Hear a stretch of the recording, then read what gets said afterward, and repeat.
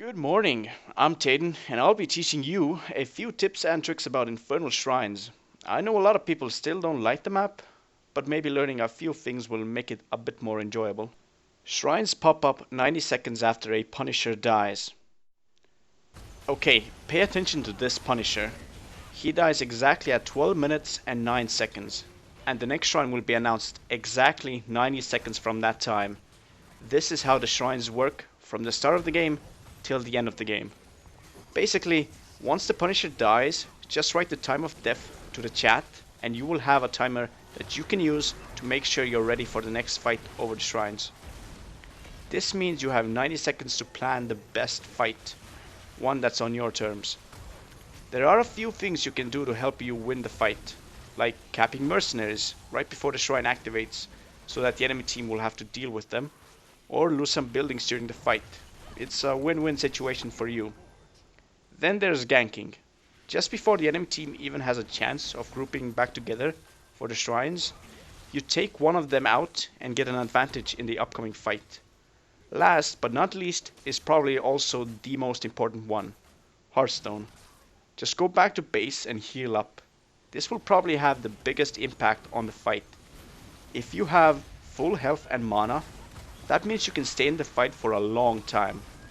And even if you take a little bit of damage, you can just use the healing fountain to heal back to full, instead of wasting it just to get some health back before the fight. Oh yeah, one last thing. This really isn't that important, but it should be mentioned.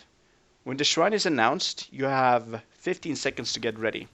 But after 10 minutes, that timer is doubled, so you will have 30 seconds before the shrine is activatable. Average shrine fight lasts 75 seconds. Now, this is purely my own data over some of the matches I've had on this map. One thing that a lot of people miss is that the fights usually last a decently long time. Enough time for a battle to be turned around, sometimes even 2 or 3 times. The fastest shrine that I've seen capped was in 30 seconds, and that was several people at an uncontested shrine. My point is that the fights last for a long time and aren't usually decided right away. This means you have enough time on your hands to make plans to win the shrine. Let's say your enemies have a talent advantage and you're half a level behind. Some people just accept it and jump into a really bad team fight because they're afraid of losing the shrine. The right move, however, is to just keep farming minions in lanes. As long as you don't linger too long on minions and get to the shrine quickly after leveling up, you should be able to have an even team fight and possibly win the shrine. However, if you are significantly behind, you might just want to surrender the shrine to the enemies. Giving the enemy more EXP by dying isn't really the way to get back into the game. What you want to do is just soak experience in all the lanes while the enemies are at the shrine, because every minion you kill then is EXP that the enemy team is missing out on, letting you gain EXP faster than the enemy team and giving you a better chance at the upcoming Punisher fight after the shrine. This will probably only work once, because if the enemies figure out what you're doing, they'll move their heroes back to the lanes to even out the EXP gain. If you think you can win a team fight at this point, you can try fighting them at the shrine. But if they never move their heroes back to the lanes during the shrine, you can keep soaking experience in the lanes and get back even with EXP, or even gain a level advantage and start rolling the snowball in your favor. A big mistake I regularly see and do myself is staying too long in the fights. Sometimes your health and mana get so low you're practically useless, but you insist on staying there just to help your team get those few more skeletons to get the Punisher. But this is a pretty huge mistake, because if the enemy team manages to regroup before the shrine is capped, they will steamroll over you, and you won't be able to do anything to stop them. Even if your team is still fighting, it's okay to leave if you can't provide any real use. Just press B and go back to base. I actually timed it. It takes you about 25 seconds to get back to the fight after you press B. In an average team fight you could even go back twice. Just to be clear, I don't mean to go back when you have less than 50% mana remaining. More like under 100 and barely enough for a spell. Sometimes it might even be worth it to go back after you took out the entire enemy team, just so you'll be ready if they come back and for the push with the Punisher. Which Punisher will spawn? There are a few ways to tell which Punisher will spawn. One of the easier ones is to just look at the shrine once it becomes activatable. The crystal on top of the shrine will charge up and change color. It will turn into one of the three colors. Purple stands for the Arcane Punisher, orange is the Mortar Punisher, and the blue one means that the Frozen Punisher will spawn. Punishers spawn in an order. A lot of people don't know this, but the Punishers are chosen from a pool, and every time one of them is picked, they are then removed from that pool until all three have been summoned. After that, it will start from scratch. Basically, if the first shrine spawns an Arcane Punisher, the second one will only be able to spawn a Mortar or Frozen Punisher, and then the third shrine will summon one that hasn't been selected yet. All Punishers are equal, but some are more equal. This might all be wrong, but I feel like some Punishers are straight up better than others. Let's start off with the weakest one, the Mortar Punisher. The reason why I think he is the weakest one is because of his special attack. He shoots out mortar shots all over the place, which is fine, and if it hits buildings, it deals a good amount of damage. But the problem is that he aims for heroes, and since the blasts are really slow, everyone has enough time to dodge without even really having to pay attention to it. Speaking of dodging, the next one would be the Frozen Punisher, with a special attack to create little frozen orbs that will pop after a little bit, rooting everyone caught in the blasts. This is still dodgeable if you're paying attention, but just because of the huge area that the frozen orbs cover, this Punisher can create a zone which the enemies can't easily enter, leaving you to take down an easy fort. Lastly, the strongest Punisher, the Arcane Punisher. His special attack is creating a rave. Periodically he spawns a little arcane crystal that will shoot a laser out that moves clockwise. The reason why the arcane special attack is the strongest one is because of the amount of damage it can dish out. The laser is constantly active, dealing damage to everything it touches. This gives it the ability to melt buildings like butter. It is also nice against enemy heroes. If an enemy wants to fight you, they will have to fight in the field of lasers. That means they will also have to spread their attention between your whole team and the lasers on the ground, which usually makes it pretty easy to win a team fight. So if you ever have to give up a shrine, try to make sure it isn't an arcane one. Defending versus Punisher.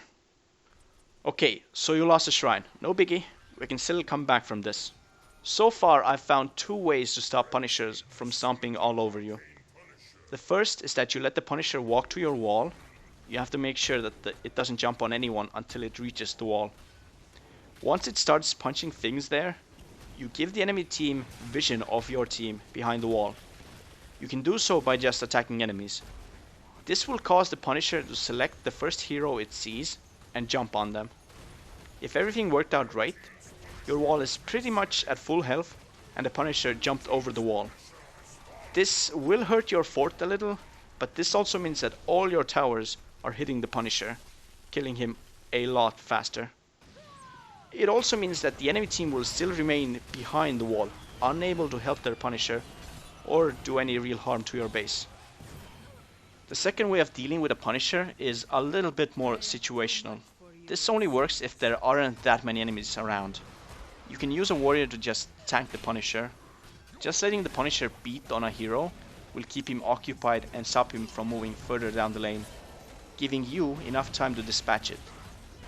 However, if you are near your buildings, the Punisher will stop attacking the hero after a while and start smashing buildings. It's the perfect way of denying a Punisher if you manage to scare the enemy team away from their Punisher. Soaking experience while Punisher is up. This is something I see done a lot. People just going for a 5-man push, starting from the first Punisher and every Punisher afterwards. This is a pretty big mistake, as pushing or defending as 5 will make you miss 2 lanes worth of experience. Even if an enemy team pushes as 5 and takes down a fort, you can still earn more EXP by just killing minions in other lanes. Basically, make sure you soak the lanes because it leads to an easy level advantage versus teams that get too carried away with the Punisher. Best time for mercenaries. Without a doubt, the best time for mercenaries is right before the shrine fights. This will let the mercenaries push for as long as possible, because the enemy team will have their attention towards the shrine. Or, if someone does show up to stop the mercenaries, that is even better, as it means they are far away from the team fight, and you will have an easier time with an uneven fight. Top heroes and why. The best heroes on this map would be ones that excel during the shrine fights. Kael'thas and Jaina both have great burst for taking out vital targets early on, and their AoE for killing enemy stragglers and the remaining skeletons. Raynor, Vala or Hammer would also be good because of their sustained damage. If they can survive for the entire fight, they can easily deal out the most damage. Leoric is very good because of his high damage and AoE, combined with the ability to keep respawning at the shrine, makes him a very dangerous enemy. Another warrior I've seen excel on this map is Sonya, because of her damage and sustain, not to mention her permanent uptime on her ultimate, that can be achieved very easily during prolonged fights. As for the best supports, I would have to say Karazim gets number 1. He has insane healing capabilities with his W alone, since everyone is in close quarters at all times. He can also save lives with his ultimate, maybe even twice. And if that wasn't enough, he can also keep beating on skeletons to get extra healing from his trait. The second healer I'd recommend would be Uther, because of his ultimate and overall superb healing skills. Now, these are a bit less conventional picks, but I feel like they should be mentioned. Kerrigan, I've had huge success playing her because of the way her jump attack works on skeletons, resetting the cooldown on it very easily and building up her shield. The second hero I've had success with is ETC. He has a special healing build that works very well in the small area where the shrine fights happen. At level 20, he can easily heal around 1000 health per person every 8 seconds, if his team's hugging him. Although it is very dangerous to do so because of the enemies, it is a very good additional source of healing. Well, thanks for watching. Hope you enjoyed it and learned at least one thing that you didn't know previously. If you like it, let me know. If not, you can let me know. For more videos and future updates, subscribe.